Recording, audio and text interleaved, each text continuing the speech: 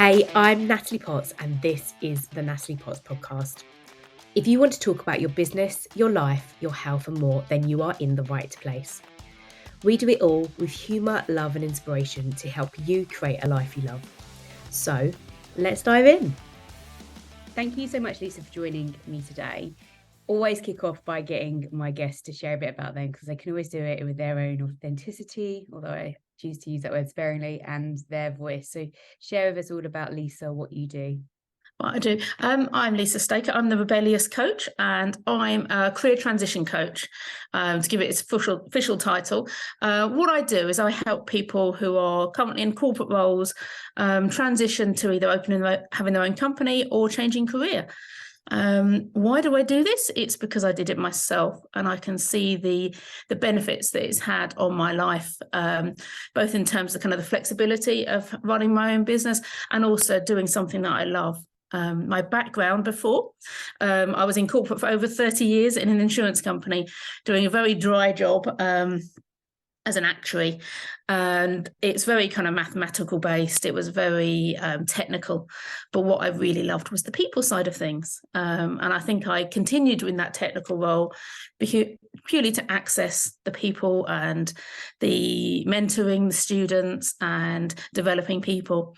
And so over lockdown, I realised this is what I really wanted to do. And it's probably something I've been looking to do for the last 10 years in all the kind of job moves I've had. Never quite kind of got there.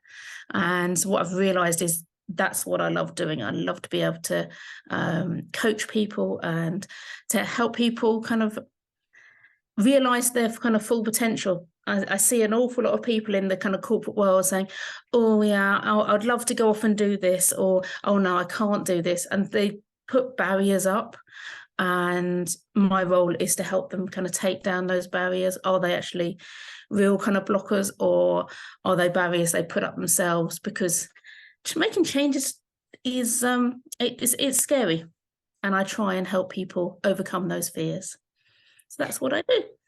Thank you for sharing that. So yeah, it's all of that resonates because I think we aligned through a networking community, and then our stories and background have been the same in terms of leaving corporates. I wasn't quite 30 years, but I was 19 years, of which I'm 35 now. So some people are like, what age did you start? And I was like 16. So I absolutely loved it, but there became a point when, and people listening to this have probably listened to previous podcasts where I've shared about that journey piece, but I just didn't, the values weren't aligned. It was tough in terms of building relationships with people where the demand was just very business-like and not focused on people. And yeah, I just realized I had a love for coaching and strangely now more mentoring, and I wasn't achieving my potential. And actually I was told that quite a fear times. I was told things like, you fear failure, you're not achieving your potential, even though I got to a very good position and I was delivering great results. It was always like I guess they could see more in me, and to a degree they were right. So what at the time felt a bit of a bollocking as such is probably a gift, because that's what then got me to the point of this just isn't working for my future, and realized that I wanted to do more. And what like I say, what makes your heart sing, as Carmen Gallo, in TED Talks always say about. And I guess what's interesting about what you share there, which I want to pick up on, is how do you help people like me there, like, somebody else seeing it in you, and that belief part? How do you help somebody realize their own potential? I think it's about kind of igniting that dream that there is more to life than getting up in the morning, producing a report, producing a results. They're still getting maybe a buzz from actually doing that, but then deep down they don't feel kind of fulfilled. So it's about it's getting them to have a look at what their life could look like if they kind of stripped away what they're doing at the moment. I think a lot of people are so bogged down in the day-to-day. They know they want to do more. They've got that kind of feeling within inside them, but they've got these, but I have to do this work. I have to earn this money. I have to have this role. I want, I have to be a manager. I have to do this. And actually by actually giving them the space and the freedom to say, okay, let's just wake up one day and say, you don't need to do any of that. You don't have any barriers with the money. Okay, what would you actually do? And then they start thinking, actually, I'd quite like to run a tea shop. Yeah. Yeah, just there's, oh yeah, but I would, if there was no barriers, what would I do? And that's where I start with people saying, actually, if there was no barriers, if you had no commitments, what would you do? And then we look at what's stopping them actually doing it. And kind of, it's almost like an onion, and we're trying to get to that core. They know in the middle of the onion is what they want to do. And if none of the layers of the onion were there, they'd go and get it. But we've got all those layers. So we kind of pick off the layers one by one, whether it be what they're actually doing in their day job, with kind of what they do on a day-to-day basis, or their role within that company, and what is good about that. Some people like the structure of a company and the thought of going on their own and doing something else. It's just like, well, I wouldn't be able to do it because I've got no structure. And then we can kind of explore that, and then we can explore the kind of the mindset. Okay, but I wouldn't be able to do this. I'd fail. Okay, well, let's have a look at that. What is actually truth in that, and what is your beliefs? Yeah. And then we kind of look at that and that whole mindset piece of, okay, why do you think you're going to fail? I mean, I love fear setting. Tim Ferriss's fear setting. I love doing that with people. And I get people to look at, okay, if you did something, what's the worst that can happen? And then each of those things, actually, what could you put in place that would actually kind of either stop that happening, or that if it did happen, you have a way through. And by doing that, people kind of, it sort of reduces down the fear of being able to do something which is very scary. Is that his TED Talk where he does that? Yeah. Yeah, I've seen that. It's incredible. It is very good, actually, to be fair. If you haven't seen it, have a little look. It's an interesting perspective. And if you're a visual learner like myself, that kind of, wow, when he shares some slides and things, it really hit home. So it's a great share that. When you talk around barriers and how do we stop those, it's easier said than done. And how do we work on something like a money has to probably be the biggest blocker for me, with the objection wise. And I get it, like, the investment to work on 12 months for myself is like 10K. So I understand that for people, but it's like I shared earlier, I'm massive on my health. And I said, if you haven't got that investment of going to gym, investing in a fitness coach to get fit, to get the result of what you want to be, the same as with business, that you know where you want to be, but you won't invest in a business coach, how do you expect to get the results you want? And again, I know you talked a lot about money, but the money is a resource that comes and goes, and it's our mindset and beliefs about money that hold us back.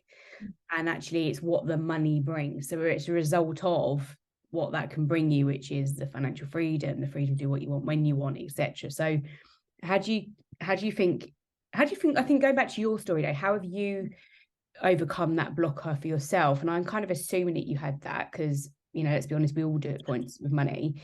How did you overcome that as a barrier? I mean, for me, just a bit more backstory. I'd say the job that I was earning the most money was the one I was most unhappy in. So I got to the position where I think money kind of brings you certain things in life, and you need to have a certain level of money to be able to survive. Right. But actually having more of it doesn't make you happy. Yeah. So I've actually got to that mindset point, and that's something I work on with some of my clients, that, there's a certain level of income, especially when you're transitioning from what is usually a reasonably high paid job to where you're going to be initially not earning so much, or building up a business, or even changing career. You may be taking a totally different line of business, which may not earn as much, to kind of get to kind of that transition down to that kind of accepting you're going to have that lower income for a while, but then there is the opportunities to build.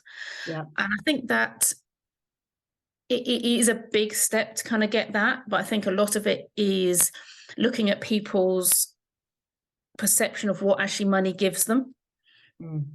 So if people have a kind of view that money gives them status, and trying to kind of unravel that, where is this fear of not having money come from? Some people it's from past things in their lives where they may have kind of seen kind of maybe kind of people losing all their money, losing houses. Kind of where is that fear of not having money and not being able to earn enough to provide for your family comes from? And kind of unraveling that. I mean, I was in a very fortunate position because I had a quite well-paid job. I could build up enough money to be able to give me a support within the first couple of years of my business. So I've been I've been very fortunate being able to do that. That's not something that everyone can do. So it is very much kind of looking at what people kind of where the fees are coming, that the money's not going to be there, and then what they can do about to try and reduce those fees. Yeah, it's interesting. I think so.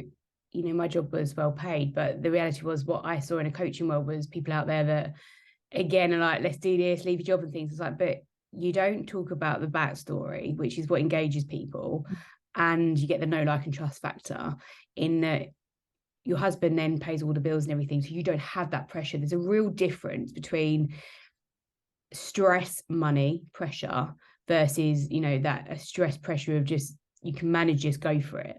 There's a real difference in that. And I sat on the fence with that for a long time to like, do I invest or not? And then I ultimately knew that I had to invest big as well. And, investments I make in coaches, I made £30,000, I think, was my investments in coaches and mentors last year. And that was scary. But I also sat there knowing that, again, that becomes my story, in that, this is what it is. It is, I have to pay my bills, I'm responsible, accountable, but that drives me as a motivation. Now, my circumstance is different now. They are different to that. But the point was that there was a strategy that I needed to have. I needed to have a plan. And I didn't leave corporate just like suddenly thinking like, my mental health's not great, I'm hating it, let's just leave. I couldn't do that because I was, responsible for things. So it was a period of, right, I know I'm in that place, I want to leave, right, let's lose the emotion a bit in some ways with the business. And it's not, I'm not caught up in that business, I'm a person. And then it was, right, it looks like 6 months. If I didn't have any income coming in for 6 months, what do I need as that backup and resource there, money-wise, financially? Because I know that I looked a lot about, like you mentioned, fears. My biggest fear is security of not being able, and that financial security. Big fear for me. So, but it also becomes my driver. So it was a fear that I need to pay my bills. I don't want, let us read a post and a bollocking from the locals. I just want to be able to establish that and pay it. So it was on my mind. And I also knew that if I didn't have that and I was stressing about getting business, my behaviors would be getting in the wrong way. And that attraction of, I'm not into law of attraction in terms of we're spiritual, but I am very much about the positivity and that we can attract what we are, etc. And if we think bad things, we're going to probably attract a lot more bad things. So the same be true of positivity. And I had to just have about 6 months. I was like, I need that, and that'll establish me well. So I think when you're doing this transition part, and what we might call, people say, just do the leap of faith, it isn't necessarily right for people to just go out there and get loans, etc. If you want to do that, do it, but you've got to take accountability for the consequences. But have a plan in place, and it might mean that takes a year or two, but that's okay. Like, there is, again, we're putting time on things, that you're doing that sooner rather than later. If you just put it off, you'll never do it. But having a plan in place, thinking about the right structure, the people you need around you that you can know, like, and trust to make decisions, makes that transition easier. That was, I guess, my journey part with it. I very much. Yeah. So, it's very much, when I left, everyone saying, "Oh, you're really brave at doing this. Why are you really, really brave?" I never felt brave at all at doing it, and I think it was because I had planned. So I'd planned for a period. So I'd been able to kind of, this is how I survive. I'm the only income earner in the family. So, when I work with my clients, they're saying, I don't want to rely on my partner. So you don't have to.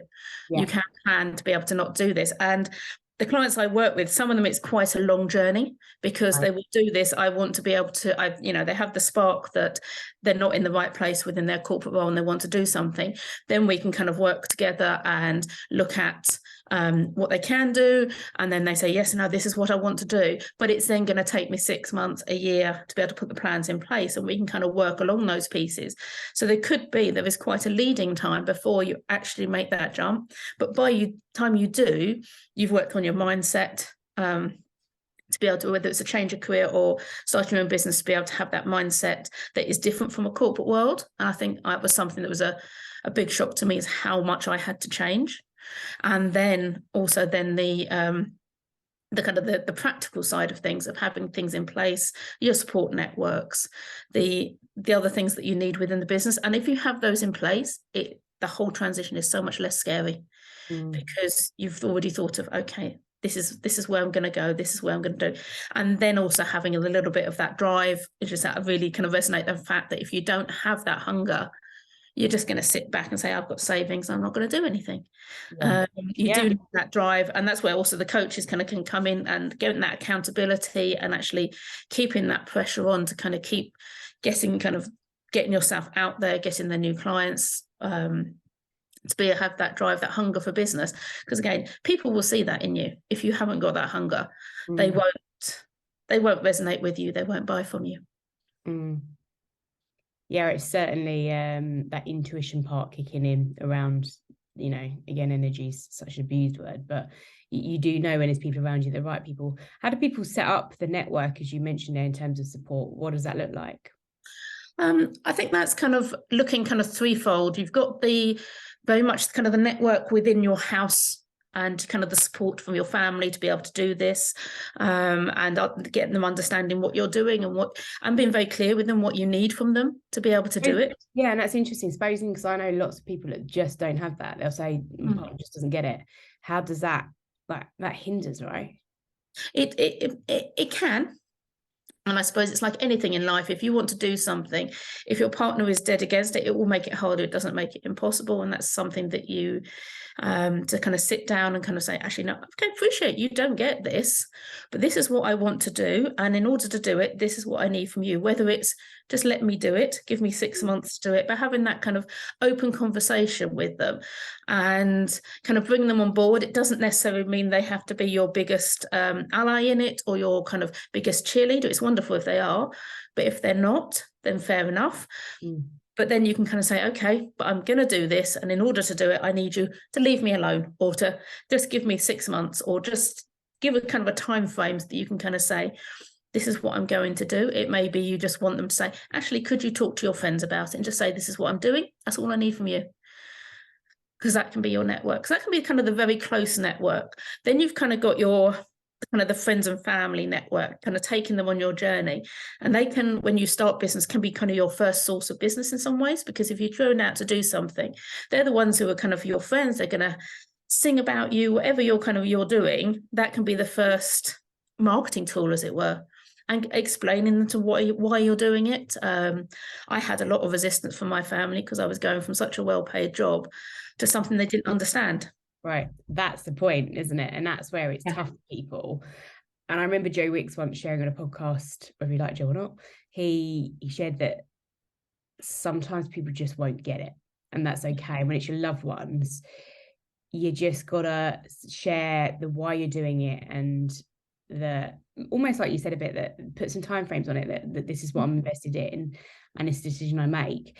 What I think sometimes is people don't take responsibility then for what happens, and that's really important. Like my dad talks about it all the time, like, what you're about to do, can you take the consequences for that? And if you're struggling thinking, I don't know whether to leave, like yourself, we've been well-paid positions, it's like it's complete opposite, and you don't know how it's going to pan out.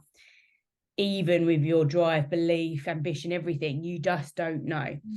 So that part of engaging people or getting them to understand and trust you a bit on that is tough, but it's, I think, giving a time frame on it and saying that this is what it looks like, this is what I'm going to be doing, and knowing, kind of accepting that maybe they're not the people you talk to them about with this, and that's where we're talking here, the other networks that you create around you. This scared me when I left corporate. It was like, I lead 800 people and sometimes in retail stores, and I was like, how do I go from going into environments every day with maybe workforce of 200 people at one go, hi Nat, needing me, and that feels good when people need us, to little old me and that's it, like no one. And it's the part that you have to get out there and create the networks, hence why I joined a mastermind, because it's like, this looks a phenomenal connections here, and it has been phenomenal from that perspective, and that's when you can create business too. And then I was a bit like, I need to create my own. So I have a Facebook community, 360 Success, and I'm very focused on nurturing them in there and supporting and developing people. And I don't need 100,000, I think it's 170 at the minute. but I serve 170, and I'll speak to those at least, and there's a few lurkers in there, bless them, and I tell them, I'm like, look, I know you're in here, and I go once a month, so once every 3 months, I'll voice note everybody. And I'll just be like, look, if it's not worth your time, don't hang around in here. It's cool with me. Just take what you want from it, invest with, connections, talking to people, getting stuff out of it, share back as well and give back. But essentially, if it's not right for you, then, look at where you're putting your time, because it's really key. So I think you can go out there, you've got to, again, create that structure, create those communities, create those connections. And part of that's really challenging as well, because we fear being judged, rejection, what if people don't like us and all of that, but none of that is often true. It's the beliefs we have in the narrative we tell ourselves, right? Yeah, I mean, I definitely think for me, they probably won't mind me saying this, my family don't understand it. So I've had to educate them. And I think that is a big thing about educating what you're doing and why you're doing it, and taking the time. And that's something I probably didn't do enough of.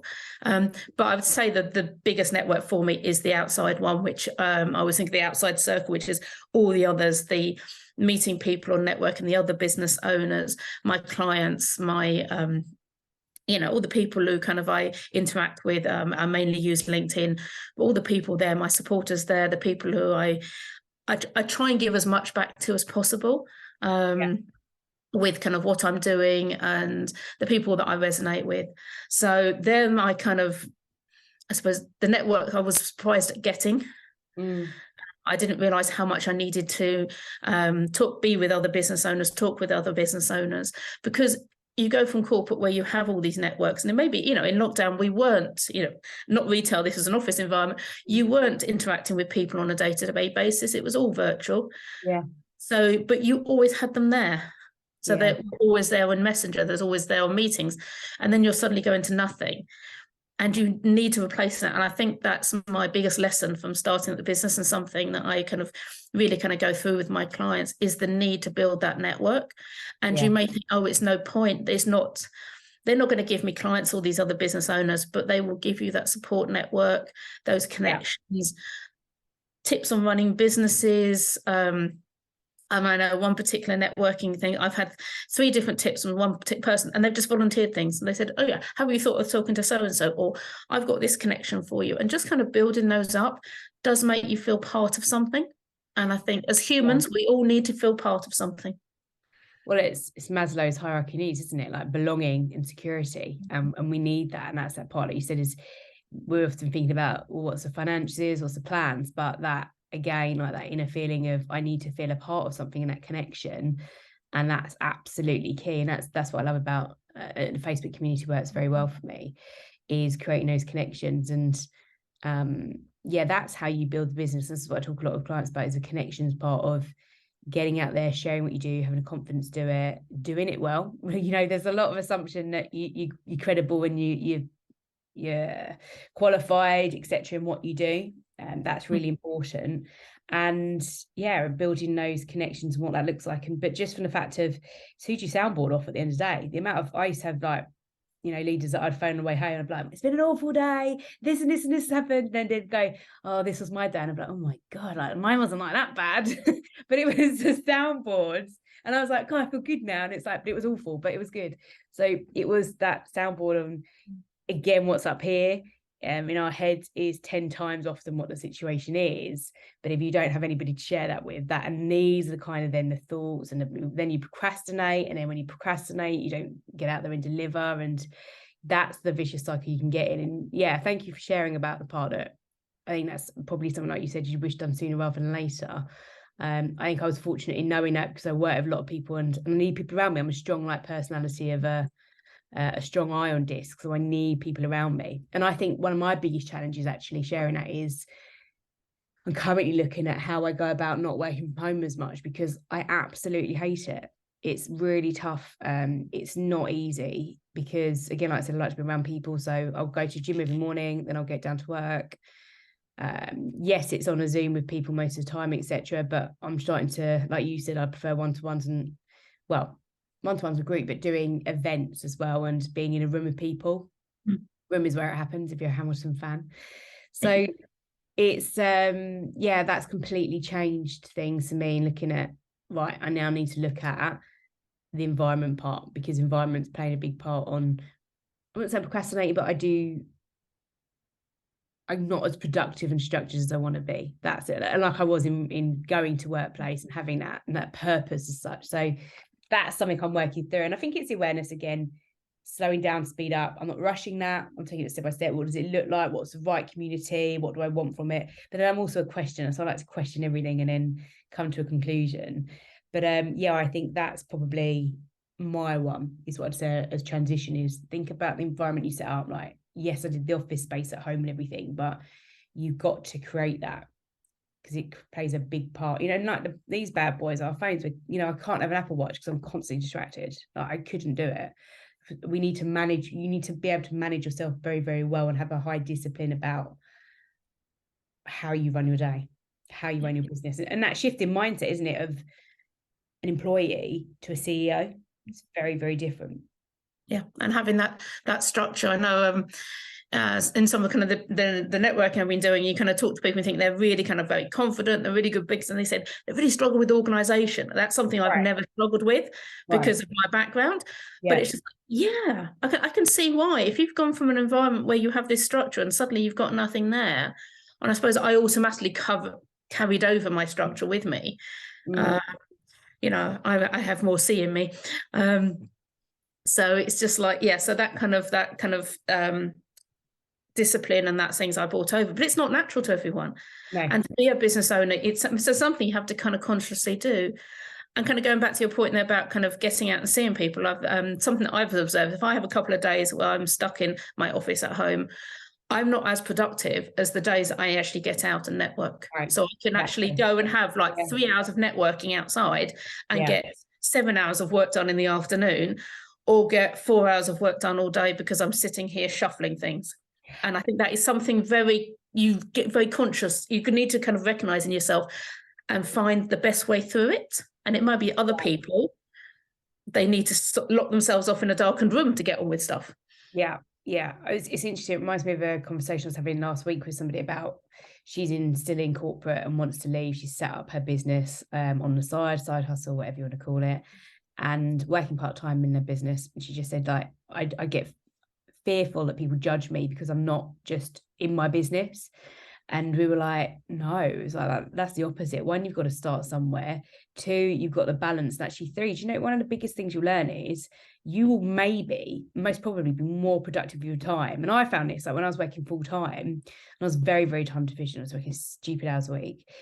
My days off, I've still got to do my coaching, whether it was qualifications back in 2015, and then, you know, wanting to do it on the side, or I'd be doing the evenings when I was working. Actually, I was very fortunate in 2018, my first coach asked me to come on his mastermind and coach his coaches. So that then meant a lot of Sunday evening work we did. Every Sunday we had 2-hour calls, and then calls in the week. Then the Monday we'd have a call and I'd have to structure that in a month's work. So you become very, very efficient because time is, and like it is for all of us, it's the most valuable asset, but it's even more so when you're time deficient. So I don't think if you're sitting in a place where you're still like, well, I'm not doing anything, you probably are. And again, it's that awareness and where people can help you coaching, and is to step back and see what you are doing well as well. That this, like you said, it's not an overnight process, and it's okay to go on your own timescales. We don't have to be conformed with it's got to be this or that. Yeah.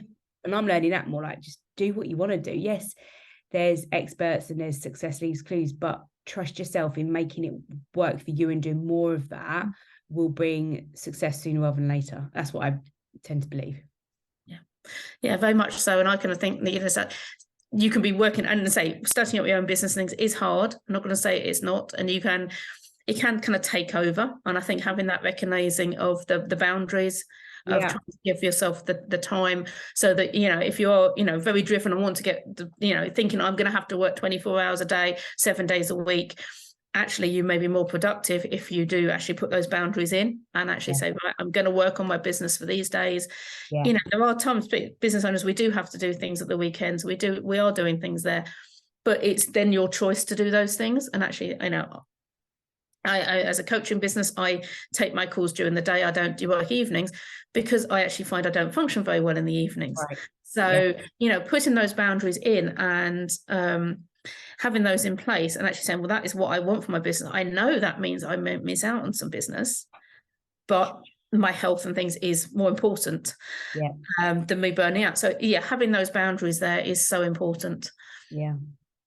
You mentioned as well around the transitioning, and that's what you share with clients at the start. What does that look like for you? So I work with clients right from kind of the beginning kind of ideas of where they want to kind of work, say, actually, no, corporate life isn't right for me. And I'll work with them through an exploration session, which is looking at actually what are the options there. And we will include changing their role that they currently have. Because some people will say, actually, no, only my own business. I'll use tea shop. Going and working in the tea shop would be the most wonderful thing. Oh, yeah, but I don't want to work weekends and I don't want to do cooking in the evenings. And then it's something like, actually, it's a dream that actually in reality doesn't look like what you think it looks like. And actually changing their job. You know, I have had people who actually, if we looked at it, actually changing their job and adjusting it where they are will actually give them what they want. So yes, we look at all of that. We look at kind of the kind of what they want to do. I'll have some people who don't know what to want to do. So we can start with actually, what are your values? How do you want your day to look? What's the most important thing for you in life? And then we can kind of just put that struct together, and through that we can try and get them to work on what actually they would like to do. And then from that, then they can have a look at what actually is this a career transition? Is this an own business? Is this within their own industry? And kind of work from there. And then you've got the people who know what they want to do, and it's just like, actually, how do I do it? Which is very much more around that kind of planning stage. So where you have that kind of like, I want to do this. What does it actually look like? And then working back, what do we need to put in place? You know, the finances, the mindset, the practical side of business. So kind of working from there. And then from that, you know, they put the plan in place, then I kind of work with them along actually to implement the plan. And help them with that along the way, using kind of a mix of business coaching, mentoring, and coaching. The coaching very much around the mindset. You know, you're going to have these moments, you go, God, what have I done? And then just reminding themselves about actually, this is what you wanted and this is why you're doing it. Because there are going to be some times when you're kind of like, oh no, this wasn't the right choice. And then we kind of work through that. I always have a little bit of sometimes I'm really bad at keeping up with this, but I'm going to do it today. I always ask my guests to answer the question the person before and then leave a question for the next person. So the question from it was one of my previous guests, actually, he's my coach as well, but what is the number one thing that you're incredible at, you need to share with this world? Oh, that's an interesting question. The number one thing I'm going to, I think, getting to the bottom of the underlying problem. Okay. The root cause. The root cause of why people are feeling the way they do. Do you think, or do you know you are? That's your one thing. And my one thing. I know I am. I'm good at doing that. What would be your question you would leave?